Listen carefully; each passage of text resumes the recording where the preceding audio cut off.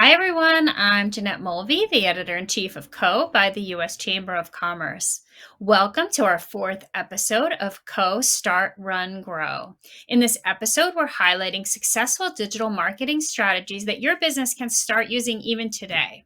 So today we'll hear from a digital marketing expert and from two small business owners who have all mastered the art of using social media, video, and email to market their businesses and engage with customers. Now, later in the program, you can ask questions of our expert guest, and we want to hear about your business, and we'll get a chance to do that by having you engage in our poll. And when it's time to do that, you'll do that with the tab on the right-hand side of your screen. Before I get started, I want to thank our series sponsors, Dell, FedEx, Iron Mountain, MetLife, and Oracle NetSuite. We appreciate your continued partnership in this series. So we'll kick off the program today with two interviews with two small business owners who are using digital marketing in different ways. I recently spoke to Gabby Beckford, the founder of Pax Light, about building an online audience and her efforts as an influencer, and with Kevin Hubbard, the co-founder of Rhoback, about targeting an audience with his marketing efforts and through brand ambassadorship. Through each of these conversations, the entrepreneurs had great advice on how to use digital marketing, and I think you'll really appreciate it and be able to put it to work for your company. So let's hear what they had to say.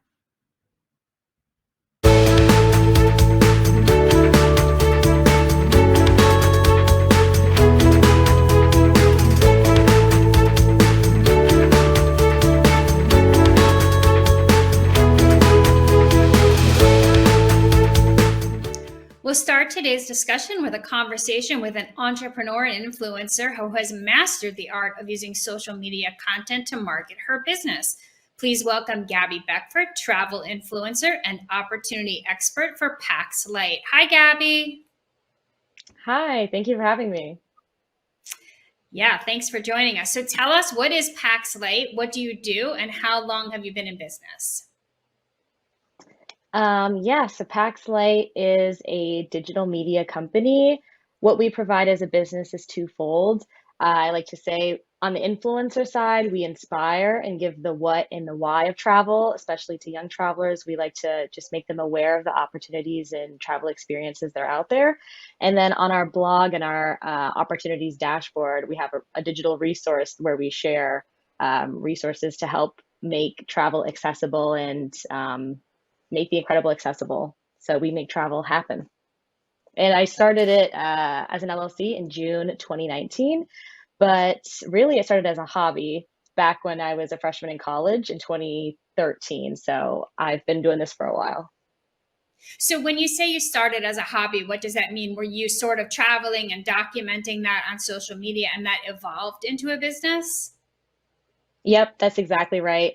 I would travel for spring break trips or with my family who also enjoys travel and started just telling stories. And throughout college, I began to realize that you could monetize that consistently in many different ways, including social media, content marketing, digital resources. And so on my own, I kind of self-taught, created those resources. And once I graduated college, I realized that, yeah, I could really make a business out of this and sustain a livelihood from it. So I pushed to going full time. So I guess the first, there's probably a lot of questions the audience has. So I'm just going to ask you a couple quick ones before we really dig in. How many countries have you visited? 45 last time I checked. Wow. And you say that there are ways to monetize this content on social media. And I think for a lot of our audience whose primary business is not social media, they may not be sure of what that means. Like, how do you actually monetize things on social media? Could you give just a couple of examples of how you could turn your social media content into something that you could monetize beyond selling a product online? Yeah, absolutely. So, one way that I make a bulk of my income as a social media marketer and influencer is through brand partnerships. And I say brand, but really it could be any company or any entity that they have a product, whether that's a service or a physical product, a digital product. And I think that it could serve the people that follow me or in my community. And so I'll work with them to create messaging around it that best fits my community. And with my face and my personality, I'll talk about that product or service to them. And that's what incentivizes them to buy it, because I have trust in that brand. I like leverage my trust, my following, and their trust in me to advocate for that company. So brand partnerships is a great way. In regards to brands, I could be talking about a product, or I might do an affiliate sale for a product where I'm talking about a product and I get a small commission because I recommend it. That's like an adjusted brand partnership, I guess. There's many other ways. My website, I have advertisements I use for companies, and then for the website itself, many people have probably heard of Google Ads. Simple things like that that can just turn your digital presence into a business. Okay, so I'm so glad you're here for a few reasons, because you're kind of doing double duty in this interview. So, first of all, you're a small business owner who has built a very successful business from the ground up. So you're inspirational. And of course, people want to hear your story as an entrepreneur, but you're also here as an expert on social media marketing and influencer marketing, which is really of interest to a lot of small businesses in all kinds of industries. So I would love to ask you some questions, like kind of advice from you for small businesses that are interested in leveraging an influencer like yourself, because I think it seems out of reach to a lot of them. So, um, if I were a small business owner and I wanted to find an influencer, in quotation marks, can you tell me a little bit about how would I go about finding someone that was appropriate for my brand? How do I connect with them? What do I offer them? Is it expensive? Can you kind of walk us through the basics of that? Absolutely. And I think the first point that you brought up is really important, and it's finding an influencer that fits your business and your field, because not all influencers are created equal. For example, I'm in the travel space. I talk, majority of my audience is women who want to travel. And I'm an expert in that. My audience is pretty young, like me. So, that's my niche. And so brands who want to reach my audience are brands that I want to work with because they help my audience. So if you're looking for an influencer in your field, the first thing I would say is maybe keep your eyes open if you're on social media, or if you have a social media manager. Make them aware that influencers are on the platforms, that you're on LinkedIn. I'm a LinkedIn influencer. You might be surprised that there are LinkedIn business influencers, Twitter, Instagram, any social media. There are influencers on it. So I would say keep your eyes out and see who you see come up consistently, what type of work they seem to be doing, and if that would support your business. And then I would actively seek out people. So if you have, say, a service that you provide and you're a small business and you're looking for people that can talk to their audience, if they have a larger audience, say someone has 100,000 followers, of course you want your business to be in front of 100,000 followers, but even more so, you want to be in front of 100,000 followers that trust this person and they recommend things all the time, and it's their best friend. So I would reach out to them, and you can do that a few ways: through email. They probably have a contact form on their website, wherever that is, or on social media. That's where they hang out. I hang out on social media a lot, so you can definitely get in touch with me there. And yeah, reach out to them and say, do you work with brands? Have you worked with brands in the past? In what ways have you worked with brands? And they're a small business like I am. And so they'll have, if they're, a credible influencer, they'll have ways that they consistently provide value to other businesses and to their audience. So they can tell you honestly how they can best help you. And does an influencer have to be famous for them to be effective for a small business? Like, might you be just as successful with a local influencer that maybe not everyone knows, but who really knows your target audience? That is such a great question. I'm glad you asked it, because the answer is yes. You do not have to be famous to be an influencer, and you don't have to work with someone who has 100,000 followers to have uh, very seeable, very tangible results from that partnership. I was a micro influencer, which is someone less than 100,000 followers. A nano influencer is someone less than 10,000 followers. And I was probably around 5,000 followers on one platform, let's say Instagram, when I started working with brands. But I had such a small group, and I had such like close knit trust with them that I could provide values in a unique way that now I can't. As a person with a large following, I don't know all my followers. I don't have intimate relationships with every single one of them. That's just how it is now. But when I was at 5,000, 2,000 followers, I knew a lot of their names by heart. I messaged with them a lot. Like, Small micro influencer versus a macro influencer, they both provide value in different ways. And you'll just want to understand the key performance indicators, the KPIs that you're looking to achieve from the partnership first to decide what's best for you. But absolutely don't count out the little guys. They have a lot of value to bring. That's great advice. Believe it or not, we're almost out of time already. I wish we had twice as much time. So my last question to you is, if I have an audience member here who's really not actively using social media, but wants to promote their business, but they know they can't do everything, what's your best advice for choosing what social media platform might be best for their business, and how to just get started with baby steps instead of being overwhelmed by every platform?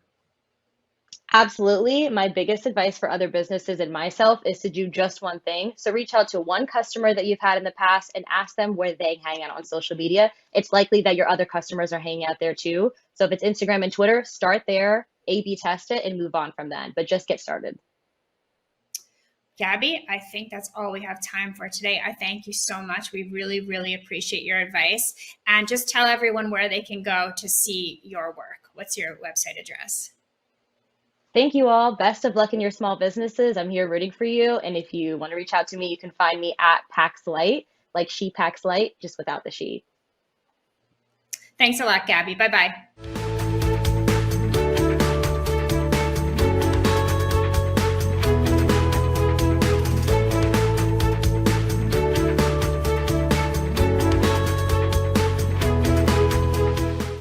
Next, I'd like to welcome Kevin Hubbard, co-founder of Rhoback.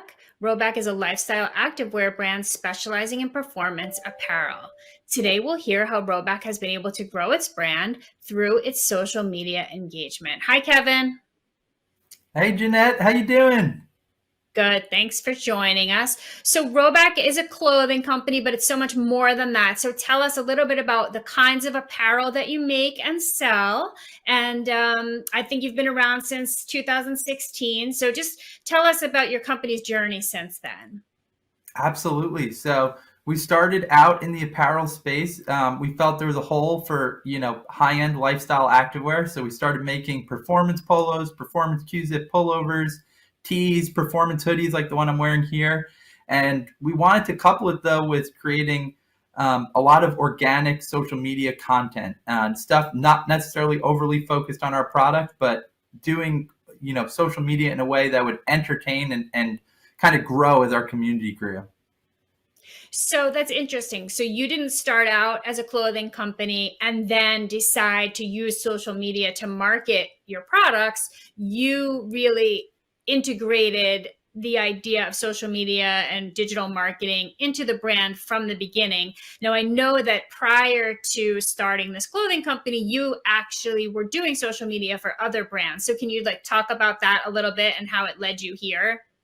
Absolutely. So we started out doing social media content for some much, much larger brands than ourselves. And we were able to increase their sales pretty significantly year over year. And this was with, putting no dollars behind it, just organic social media. So we thought if we took our two passions and combined apparel with organic social media, we could create something very special and create a new way to grow a brand. So let's, for the audience who's here to learn how to use social media to promote their company, I'd like to talk a little bit more about what specifically you mean by organic social media. So can you explain the difference between that and paid, first of all? Absolutely. Yeah. So organic social media is more the stuff that you're posting on your feed or your LinkedIn or your Twitter, whatever it is, the stuff that you're posting on your platform for your current followers. On the other hand, paid social media is the stuff that the content you're putting ad dollars behind to really push your product or service or business. And you really need to have two different strategies for both of them. And obviously the strategy depends on the type of business you are. But at least for us on the organic side, we want to make sure that we are providing entertaining content that our community can relate to and really will want to go to, whether or not they like our product or not. So let's give some examples of the kinds of organic social media content you are creating. One that I saw on your website is the breakup shirt. So can you talk a little bit about that? Absolutely. So, obviously Valentine's Day comes around every year, and it's always a great time for a lot of people in the community. But unfortunately, some people are going through tough breakups around that time. So we thought, why not create a program where we allowed our community to submit stories where, if their friend had gone through a tough breakup, and a couple of those we would pick each year, and we would send them product on us, and we started calling it the breakup shirt. But it really morphed into something special, and we started actually getting people submitting stories about how they broke up with cancer, or they broke up with some other challenge. And so we were able to reward people in our community that are going through a tough time, and really create something engaging and special and unique. So I would encourage everyone, think about how can you do something unique and special for your community, no matter who it is, and find a way to give back while you're doing it too. Yeah, that's really a great example. Now, some brands, including yours, take social media a little further by in what's called brand ambassadorship. So first, can you define what that really means? Yeah, I think it really comes down to figuring out who your community is, and trying to figure out, who can amplify the voice of your business or your brand in an authentic way.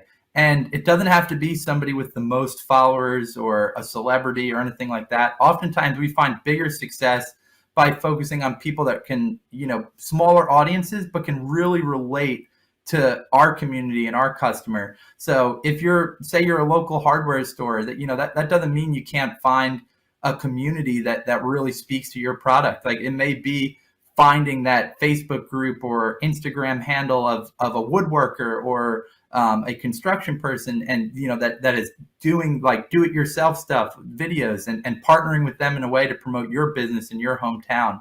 So that's really kind of one of the key things. And the other thing for us, college athletes, last year, one of the big things was the NIL changes. So suddenly you could work with college athletes. So we put a lot of resources behind that, and started to create a program where we could reward college athletes across the board, no matter whether they're Division I, Division II, III, no matter how many followers they had, and really find a way for them to become part of the brand, share the brand, and also where we could promote them on our channel, which worked perfectly for us as a lifestyle activewear brand.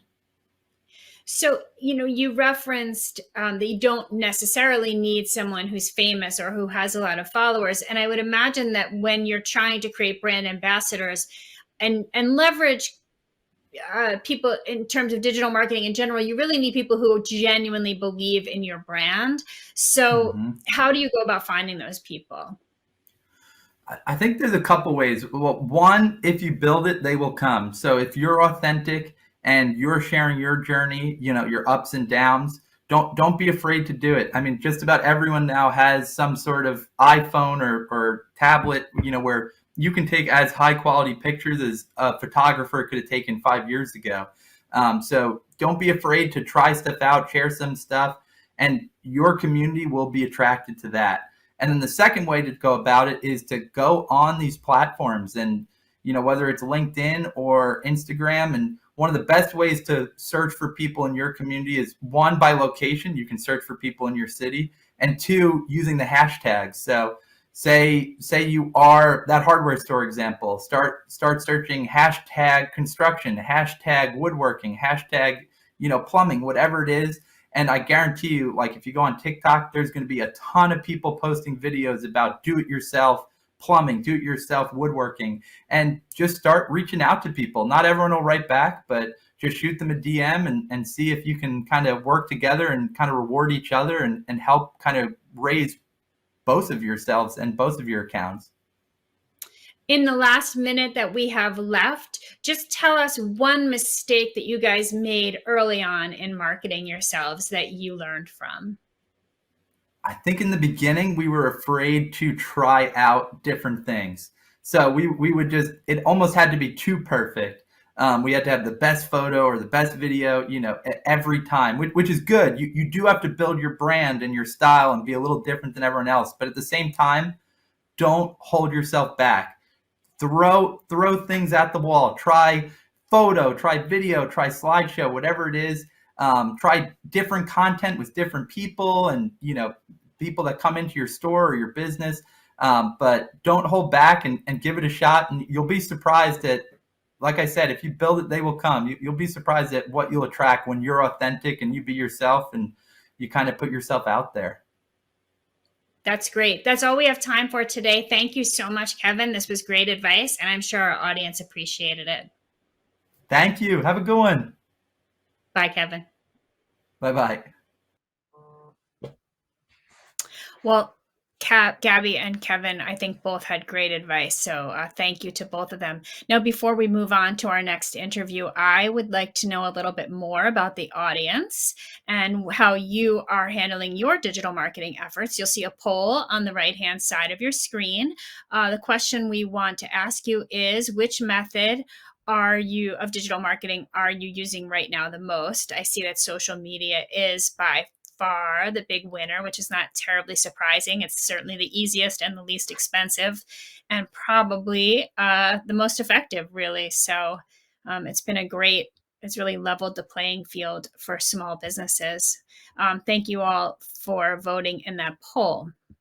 So now I am going to interview Evan Horowitz, who is co-founder and CEO of a company called Movers and Shakers. He is an innovator and a serial entrepreneur, and his company is focused on advancing positivity, compassion, and inspiration through digital marketing. I think that should be all of our goals, no matter what we do. Welcome, Evan.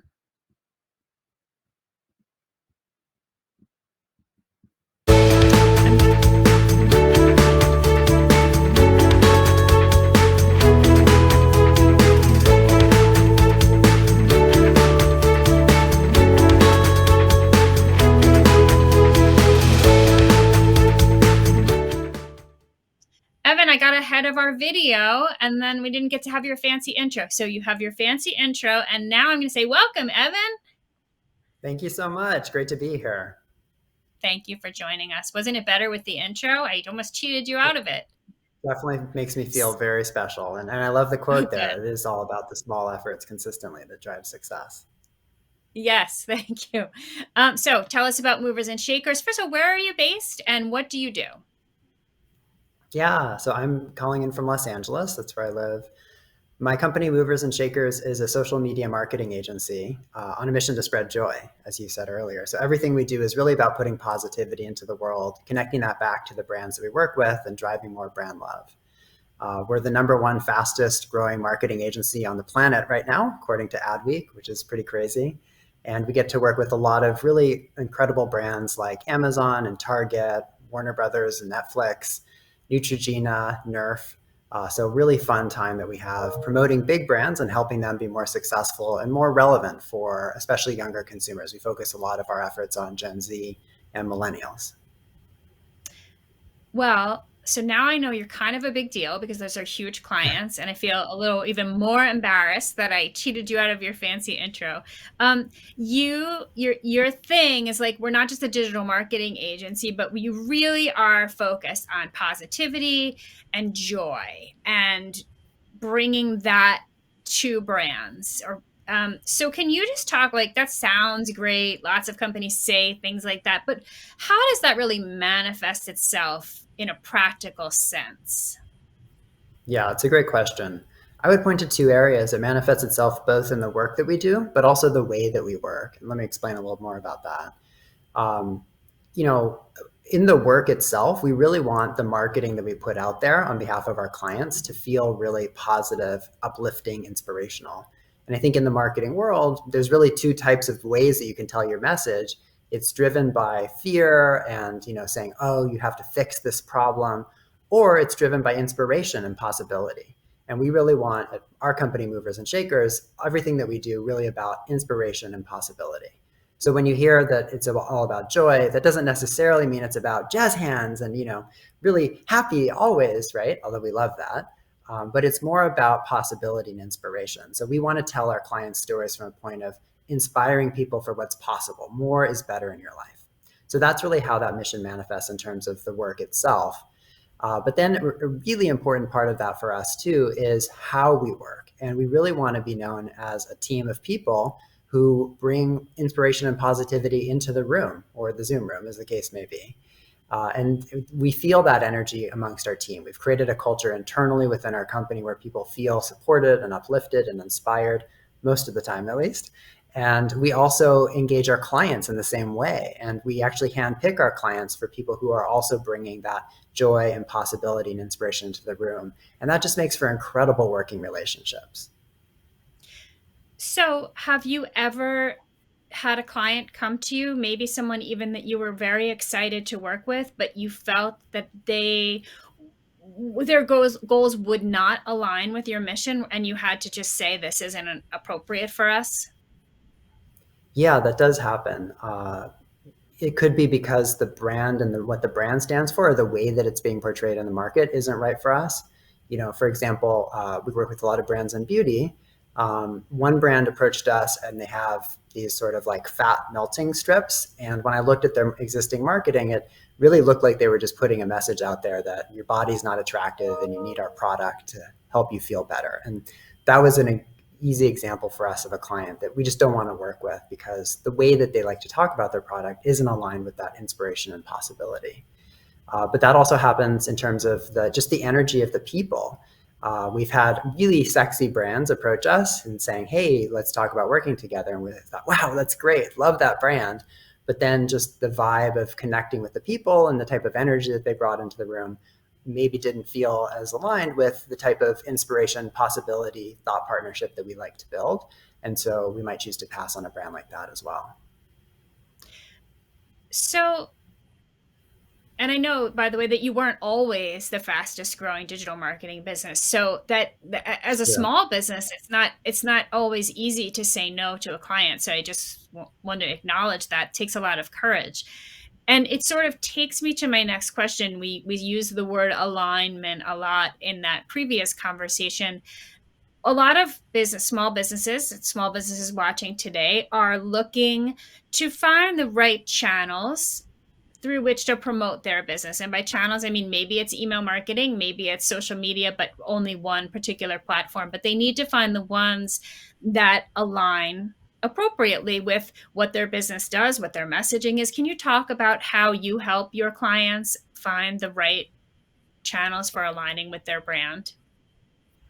Absolutely. Yeah. And before I do, I also just want to touch on your other point that we weren't always the fastest growing agency, because I think that's really important for other small business owners to hear. It's easy to say, oh, wow, they're a success story. They're so successful, Inc. 78 fastest growing company in America. But it definitely, as you said, was not always like that. And just to double click on that for a second, the first 3 years of our business was very tough.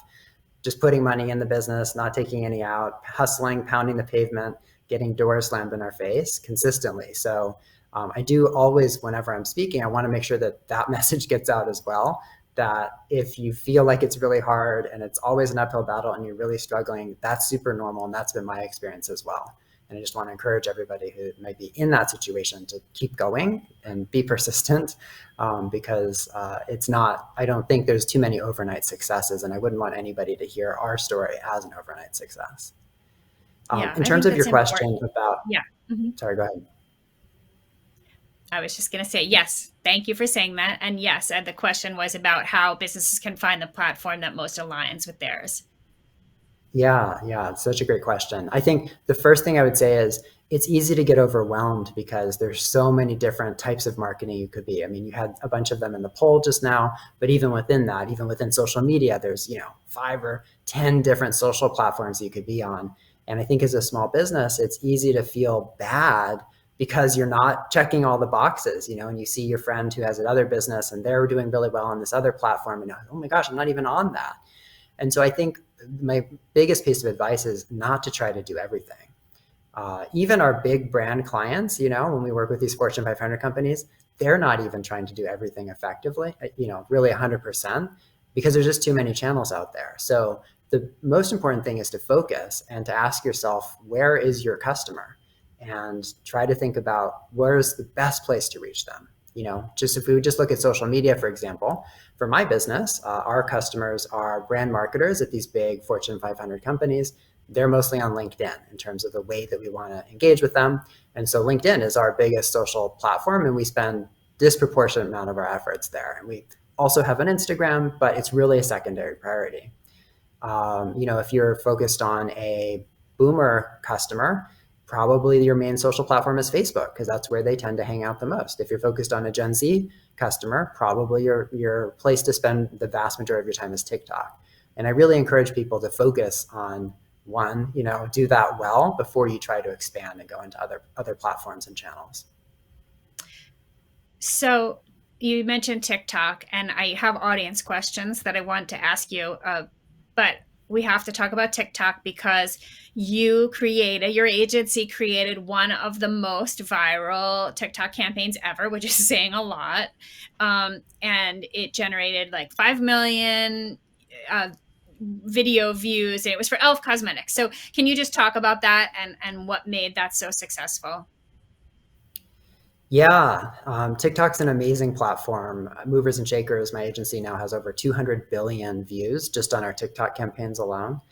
That campaign that you referenced was with e.l.f. Cosmetics. That was actually back in 2019 in the infancy of TikTok. And we had over 5 million people make videos joining into the campaign. It was the hashtag Eyes, Lips, Face Challenge. And over, I think, 8 billion views on the campaign. The original music that we wrote for e.l.f. went crazy viral and was actually on the top 50 on Spotify's global chart. It was a crazy ride. And I think the success there was due to a couple of things.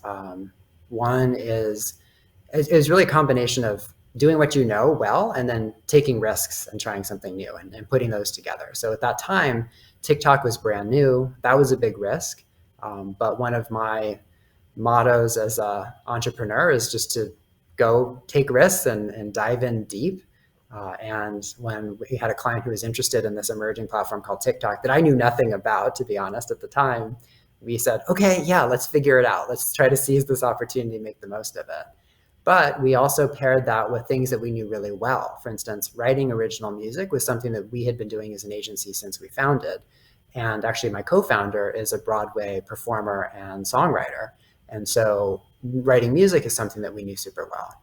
And I think that's really a good combination when you think about taking a core competency that you're excellent at and then combining that with a big risk that you want to take and try to innovate and do that in a big, bold, different way.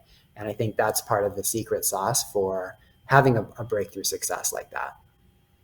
Right. Oh, that's such good advice. Thank you. Okay, we only have a couple minutes and I have a lot of audience questions. I think the audience knows they don't get the opportunity to ask someone in your position these questions. So let me get to I'll them. be quick. Yeah, could we do a lightning round? So when do you determine when to use paid social media versus organic? Well, generally you want to do both. Organic is that always on drumbeat. And then you lean in with paid on posts that are doing well. And also, have an ongoing paid support behind it. So I don't see it as an either or. It's probably a both. Okay. Sort of related, how often do you need to post on social, organic or paid, to stay in front of people's minds, but without it being too much? Yeah, there's not a need. So again, I don't want anybody to feel bad if you don't feel like you can keep up. But for most platforms, 3 times a week is a great target to work towards. I know some people that I would love to hear you give that advice to. So not 3 times an hour? Not 3 times an hour, but that's cool if you can do it. Okay. Where do you find the best ideas for creative campaigns and like outside the box posts? Creativity can come from anywhere. That's something that we really believe at our agency. And so great ideas don't just come from our creative team. They come from across our agency. They also come from outside. And one thing that we love to do is look for inspiration. Wow, this brand out there did an amazing campaign in a totally different industry. What can we learn from that? And how can that inspire us? So we're always looking for those points of inspiration and then taking them into a different context and trying to make something really new. In our last 30 seconds, what's just like your best piece of advice for somebody who really has been afraid to get on TikTok or Instagram and maybe they feel like they're too old, whatever? What's your best piece of advice for getting started? I just try it. I think it's easy to feel too old or not creative enough or whatever, but these platforms are very forgiving, and I think we can be a little bit too precious about needing to get it right. Just try it and learn and faceplant a little bit. That's how we all got started, for sure. I think we'll embroider that on a pillow, face plant a little bit. I think that's great advice. Thank you so much. That's all we have time for. It was such a pleasure. Thank you. Take care, Evan. Okay, so now we will hear from a founder who transformed his idea into a successful product that experienced tremendous growth through a strong social media presence. We have Griffin Thall, CEO and co-founder of Pura Vida bracelets. He sat down with co-features editor Barbara Thall to discuss his business story, and he is going to share his advice with you. So let's have a listen.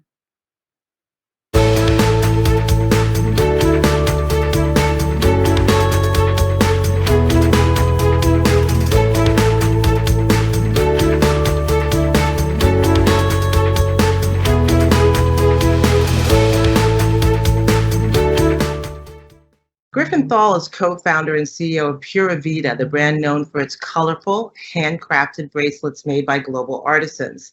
Pura Vida launched in 2010 after Griffin and co-founder Paul Goodman started selling bracelets made by two artisans they met on the beach in Costa Rica. Pura Vida quickly built a devoted following online among millennials and Gen Z consumers, fueled by a few things: a robust social media strategy, a network of micro-influencers, and a purpose-driven business model. The products are now sold in 5,000 stores, including Nordstrom, and the brand has also launched its very own flagship store in San Diego recently.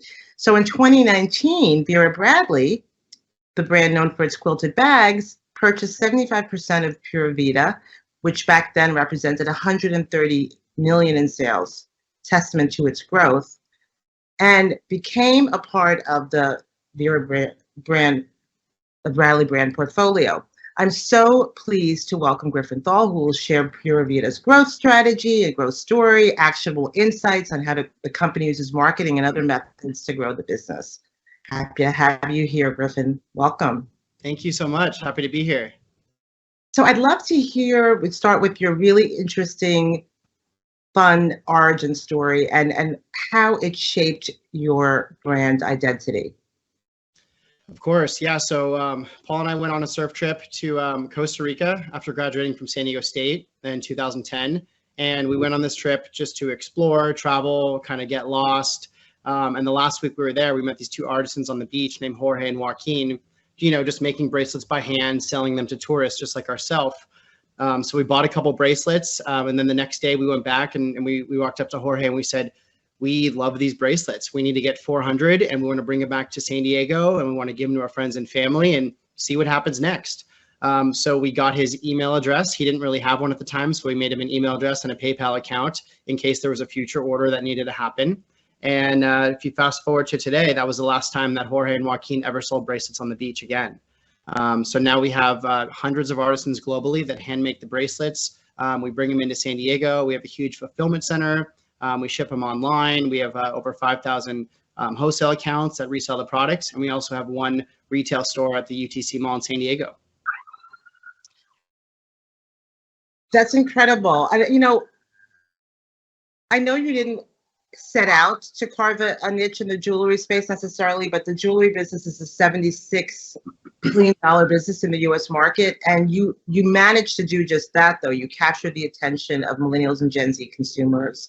I'm curious, just in terms of stages, if you can unpack a little bit about what was it, how Pura Vida carved a niche in the jewelry space and managed to sort of break out from the competition and distinguish itself from really hundreds of brands, if not thousands. Yeah, I think in the beginning, we just wanted to pass out colorful string bracelets that represented our journey, from Costa Rica. We gave them to our friends and family, and every time that someone left with one, they said, hey, can I get more for my sister, for my roommate, for my college friend? And I think we just wanted to create a brand that was affordable. Anyone can wear it. It could go with high-end jewelry. It could go with your beach bracelets, and you could jump in the water. They're waterproof. There wasn't really a segment of customers that we weren't targeting. We were very approachable. And I think that we entered the market right when Facebook started. I think Facebook started like 2 years before Pura Vida started. And then about a year in, Instagram started. And that's kind of when we really took off. We focused on creating very high resolution content, photos, videos. We sent influencers traveling around the world, taking photos and videos for us that then we repurpose on our Instagram so we can show the lifestyle of what Pura Vida means to us through the eyes of an influencer. And we did this at scale. We did it every month. We did it every year. And that's what grew us to over 2 million followers on Instagram organically. We're one of the most engaged jewelry brands on Instagram, above, some of the most largest and public jewelry brands in the world. So it's definitely an honor that, we kind of have that position, but also it took a lot of hard work from our team to really crack the code. Yeah, in terms of cracking the code, can you tell us how you actually, about the brand ambassador network, how have you structured the program and built those relationships to make them successful? And if you want to talk about what that exactly is, the brand ambassador network.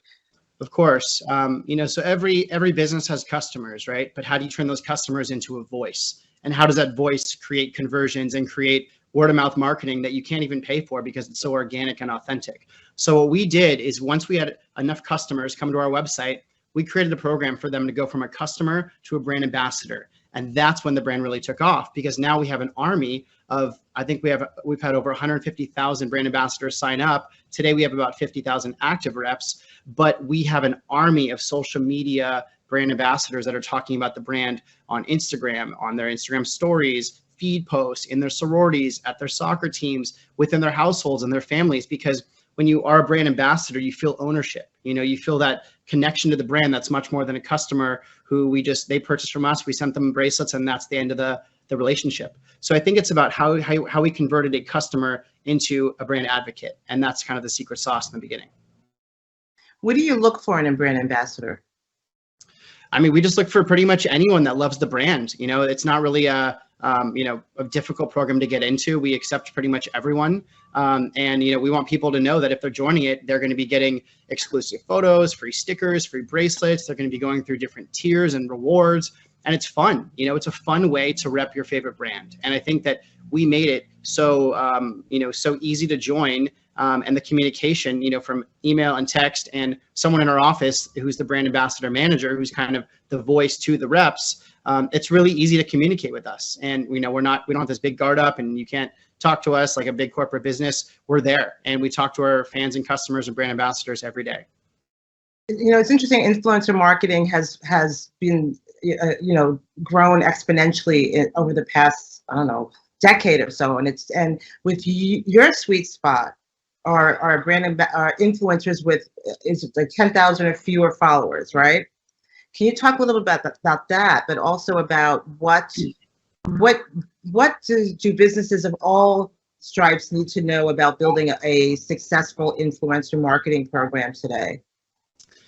I think customers know that when brands work with big influencers that have 50K, 100K, a million followers, whatever it is, they know that it's a sponsored deal. They know that there's transaction, there's money that switches hands. They know that it might not be as authentic.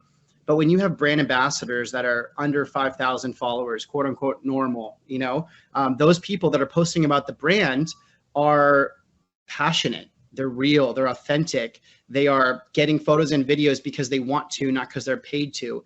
And the people who follow them, they see that it's truthful and real. And I think that that's why brand ambassador program works so well for a brand like Pura Vida, is because we really tap into that millennial, Gen Z, high school, college demographic. And those people want to be a part of something. It feels good to join something and get recognition and get credit for your hard work. And I think that's what we've created through the program. So it's the authenticity that you can really detect, Yep. or not detect, right? Sort of getting back to a little, I think how you scale the business. I think every year you've doubled sales since 2010. And I know that your partner, Paul Goodman, said that everything you do has to be profitability driven. So can you give us a little taste as to how you initially scaled the business when you were, as a direct-to-consumer brand? So yeah, I mean, we started the business completely organic, without doing any paid marketing, for about 2 years or so. We met someone at a trade show who said, we can actually get you in contact with Lauren Conrad from the Hills. And this was back in 2012 when, she was at her peak in popularity. The show was booming, and she was kind of the Gen Z influencer, right? There was no Instagram account, no TikTok account. She had a blog, which sounds even weird to say, but she had a fashion blog, and she had a Facebook and Twitter page. We signed a deal with her. I think it was $8,500, and we took a risk. That was kind of a lot of money for me and Paul just on year 2 to bet on one post. That post drove about 30,000 in sales to our website. And then we signed up for another 3 months with her. And then we signed up for about another year with her. Long story short, the collaboration with Lauren Conrad back in 2012 basically jump-started Pura Vida and our initial customer base before we started using Facebook ads. Then once Facebook ads happened, we were able to create custom audiences using our customer base, which was born from the Lauren Conrad collaboration.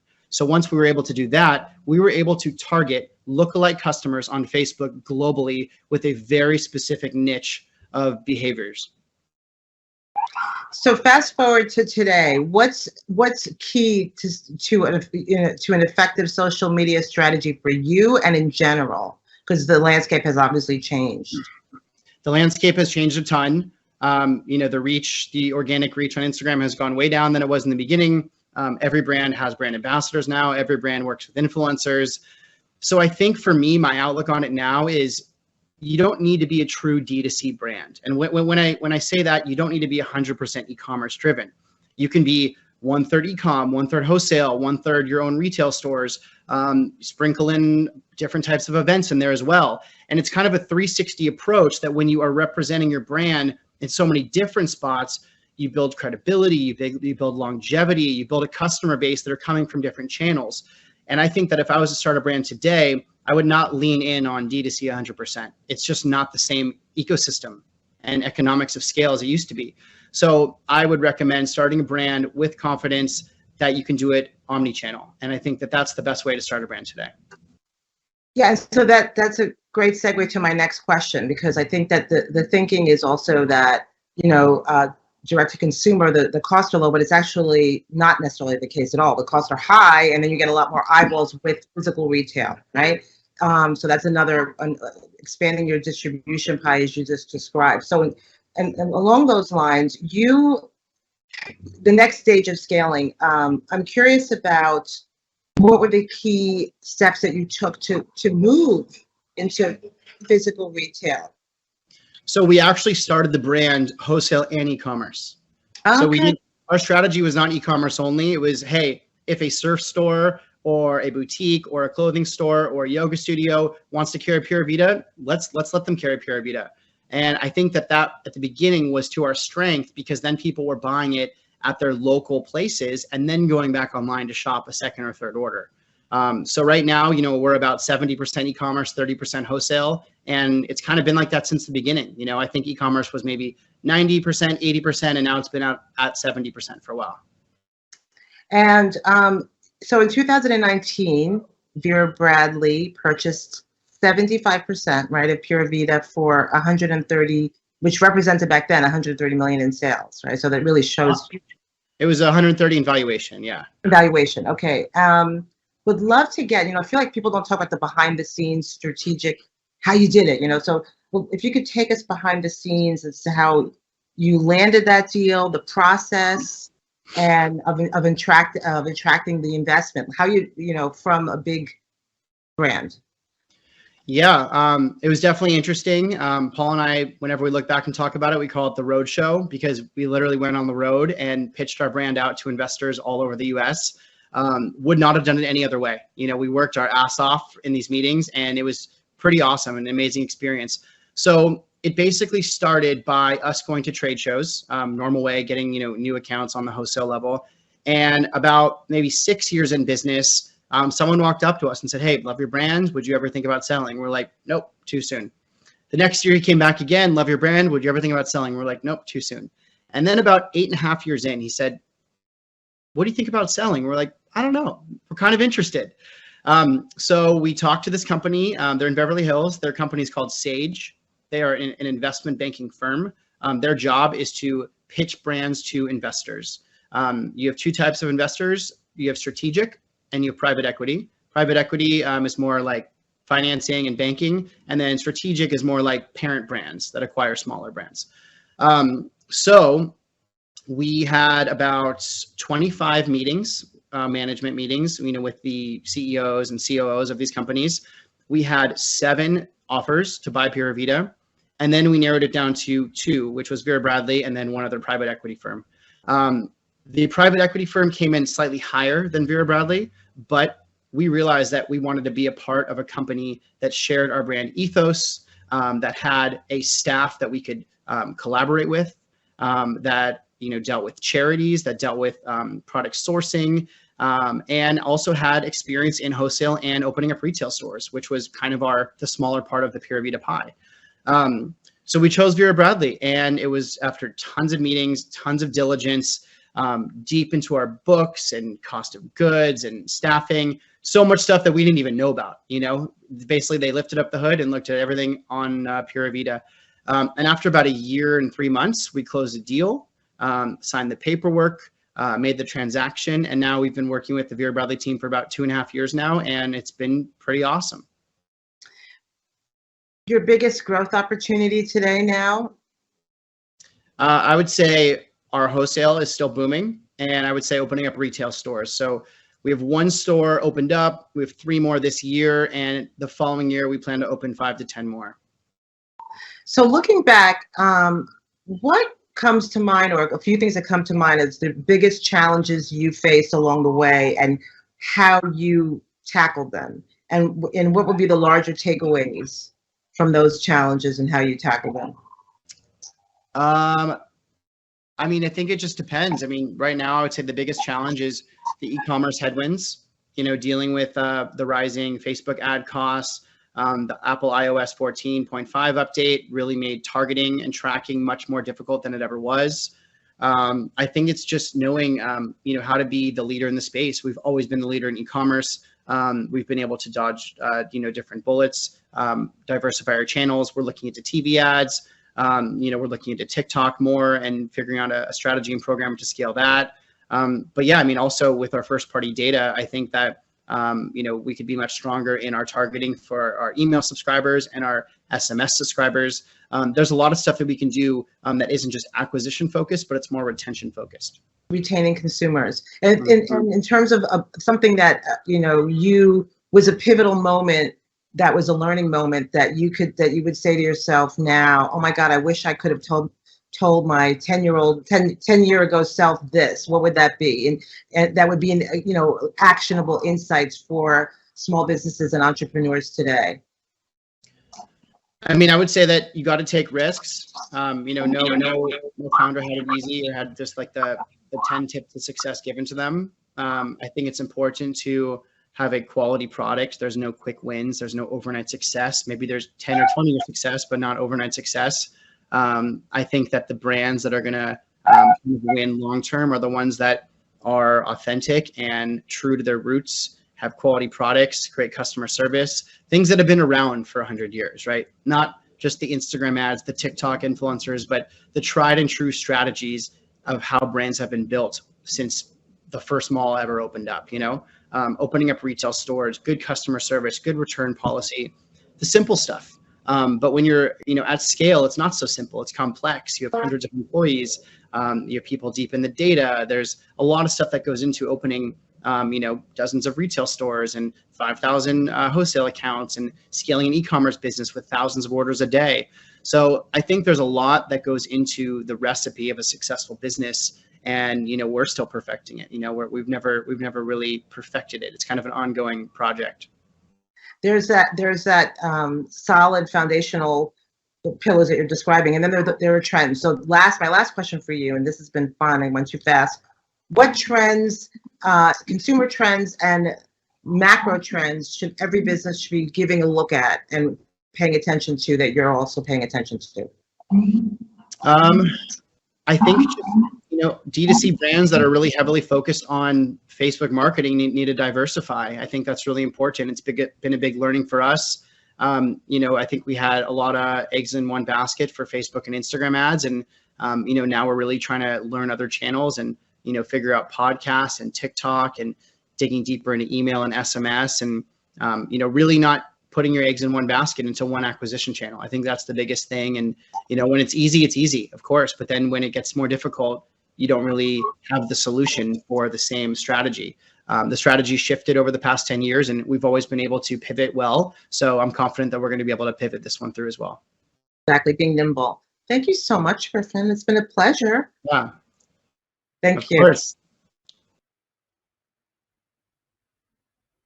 Oh, was that just great? Such great advice we got today. What did we learn? We learned don't be afraid to face plant. We learned you need to be ready to pivot. We learned that you can do something on social media today, even if you've never done it before. So I hope that we inspired you. Thank you to Gabby, Kevin, Evan, and Griffin for all those great interviews. And of course, thank you to Barbara Thall. So I want to thank our sponsors, Dell, FedEx, Iron Mountain, MetLife, and Oracle NetSuite. And I want to thank the audience, of course, for joining us. I want to tell you that you will be, if you missed anything, first of all, you'll be able to watch this again. We'll be publishing an article right after the event with this video, and you will be receiving an email with a link to the article and some other resources. And I hope you will join us for our next co-event, which will be June 30th. And we will be talking about hiring and recruiting and retaining employees in this really difficult environment. So until then, thank you all very much, and we'll see you next time.